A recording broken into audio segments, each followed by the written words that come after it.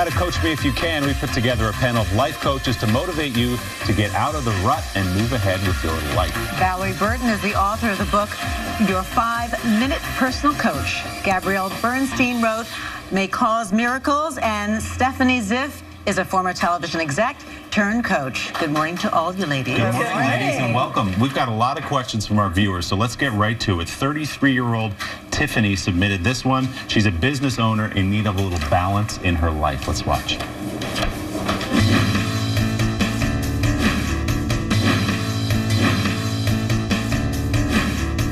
As a female entrepreneur, I find it difficult to balance my ambitious drive with my personal life. How can I continue to aggressively grow my business while staying connected with my loved ones? All right, ladies, let's take that on. What do you think? You know, I think for a lot of young women, they really focus on having a career plan, but not a personal life plan, and they're not separate. So if she wants to make sure her personal life doesn't fall by the wayside, she needs to make really specific action steps. It could be, you know, once a week I have lunch with my sister. It could be every single day. I end up, you know, on the phone with my mom or friends, but she's got to make it a priority. It's not just going to fall into place by itself. How do you do it, Vanessa? I mean, you've got a busy career, you've got kids, you've got everything. I've got one of those calendars that I write everything. Is that right? I do, yeah. I need to see it. Right. And then I don't stress. You have to make time. Let's look at another one here. This is Jean. She is 57 years old, looking to make the leap back into the workforce after some time as a stay-at-home mom. I was an elementary school teacher, and after my son was born, I became a full-time stay-at-home mom. What advice do you give to former homemakers looking to enter back into the career world?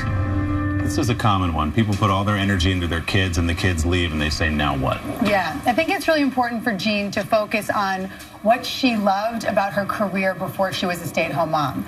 And when she really can focus on all of the things that were energizing for her and exciting for her about her career path, she can bring back that confidence that she needs to go back out into the workforce and start interviewing again. Yeah. And what does she say in an interview when she explains what she's been doing for the last 18 years? I think the conversation needs to be, what is the job that I have and what is the job I'm transitioning into? So instead of this big Uber, I'm entering back into the workforce and that's a club I don't belong to, it's really, I belong because I'm just transitioning my career. I did it. Everybody's doing it. Just write the job description that she currently has as the head of her household. What are the skills? What are the talents? What departments is she managing? And create that story when going into a new employer. And what about guilt? Oh my goodness, guilt is huge. I think it's the biggest thing that steals women's happiness. And so you have to realize that guilt indicates something. It's a message that you think you're doing something wrong. And she's not doing anything wrong by focusing on her kids, by going back into the workforce. So she has to have a shift in her thinking about what it is that she's doing and let go of the guilt. All right, speaking of guilt, let's take a look at Geraldine. She's 50 years old, lives in Yonkers, New York with her family.